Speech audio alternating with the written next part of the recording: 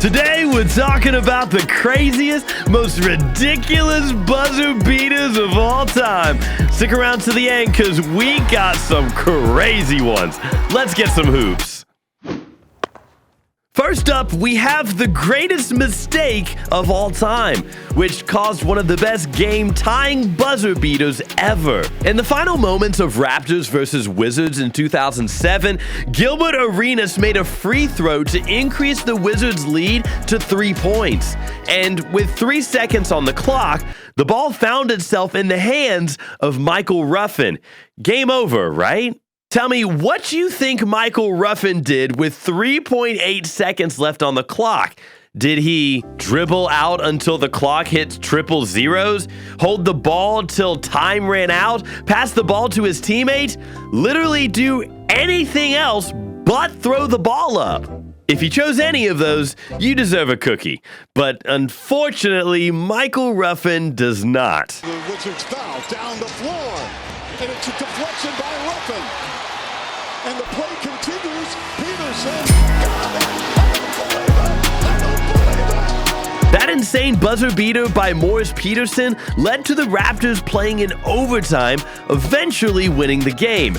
And once again, the Wizards show us there's always a new low in basketball.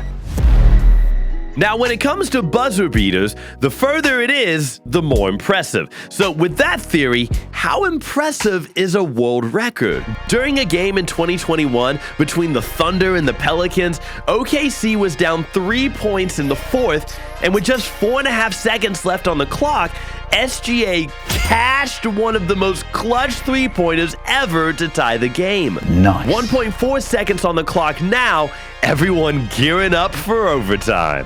Until... And you know what's interesting about that? He was trying.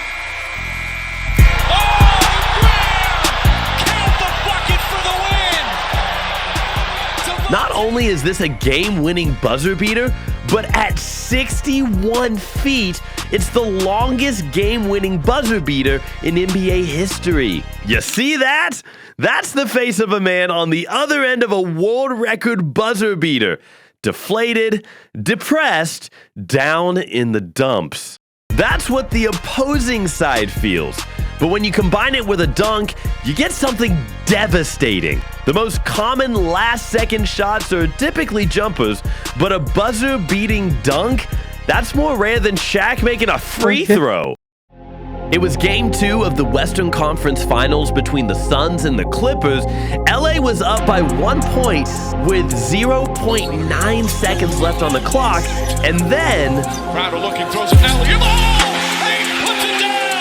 He puts it down! It's over! A game-winning, buzzer-beating dunk sounds like something that's only possible in 2K, but it happened, and it was the highlight of DeAndre Ayton's career. Speaking of a career highlight, this next one is one of the few moments where a layup is actually sweeter than a dunk. In a game between the Kings and the Grizzlies, the Grizz came back from a 26-point deficit, down by only 1 point. Vince Carter inbounds the ball with 0.3 seconds left on the clock. You think that means game over, but Courtney Lee had other ideas.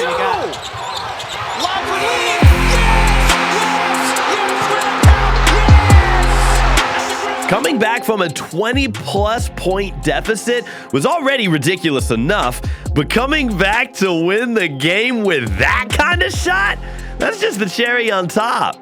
Still staying in Memphis, a shot that is 10 times as insane is the time Steven Adams and John Morant casually executed one of the greatest plays ever.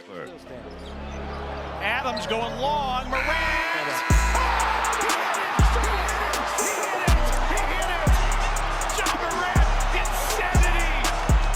A fadeaway buzzer beater off a pass like that without even touching the ground? It may not have been a game winner, but it sure did feel like one. By the way, any NFL team in need of a quarterback? Because my man Steven Adams is wasting his talents in the NBA. Good thing Kobe didn't waste any talent. The Black Mamba's mentality and work ethic led to him having the most insane shot selections, one of which led to what I like to argue the best buzzer beater in Lakers history.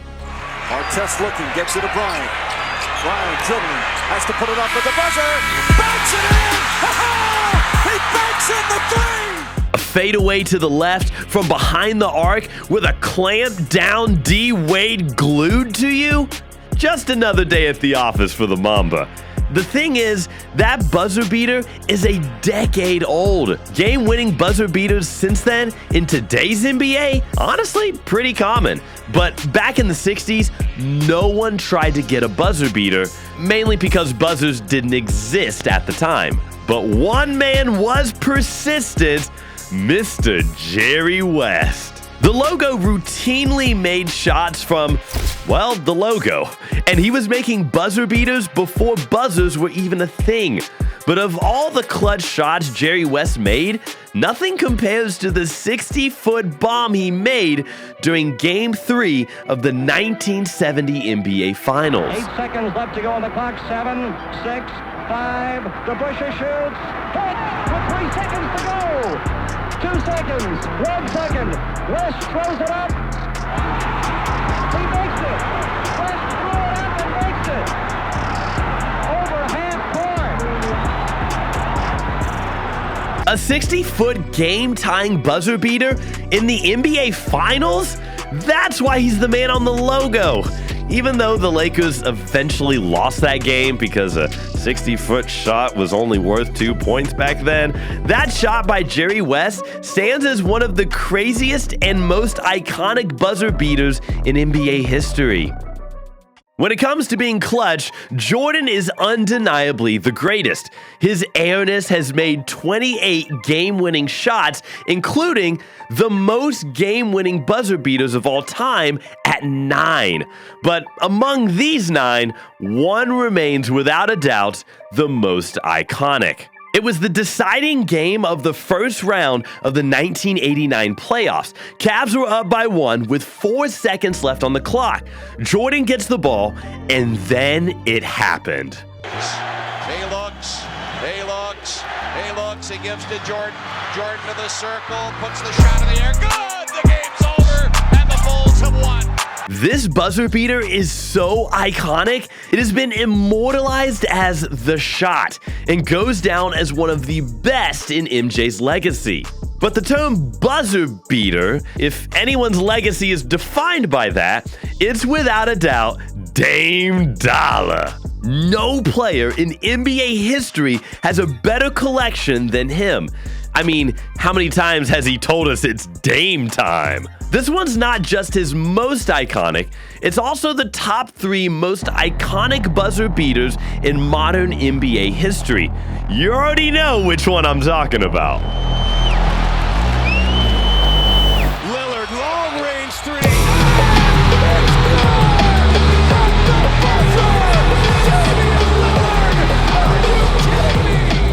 With this one shot, he ended OKC's championship dreams and he waved them goodbye? Cold-blooded. Now, if you think PG and the Thunder were crushed then, well, the Sixers, they were squashed. You know what's coming. Raptors, Sixers, Game 7 in the second round of the 2019 playoffs, the game tied in the Sixers' dreams of finally achieving the impossible and making it past the second round, were still alive. But Kawhi woke him up in the worst way possible. Let's watch the beauty. You got to be aware of the inbounder here if you're Philly. It's off to Leonard, defended by Simmons. Is this the dagger?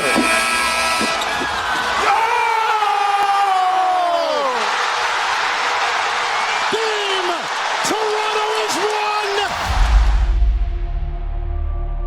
won! Isn't it elegant? Like a movie. Less than 1 second on the clock, the slow setting of the plot, causing a rising action, a roller coaster of emotions with multiple bounces, everyone holding their breaths, heart pacing, skipping a beat, and stopping all at the same time. And boom! Kawhi is actually smiling. My God is good and still performs miracles. It's the most iconic buzzer beater in the modern NBA and is the only Game 7 buzzer beater in NBA history. Oh, and it's the shot that made Joel Embiid cry. Look at this dude. Anyway, back to the outro.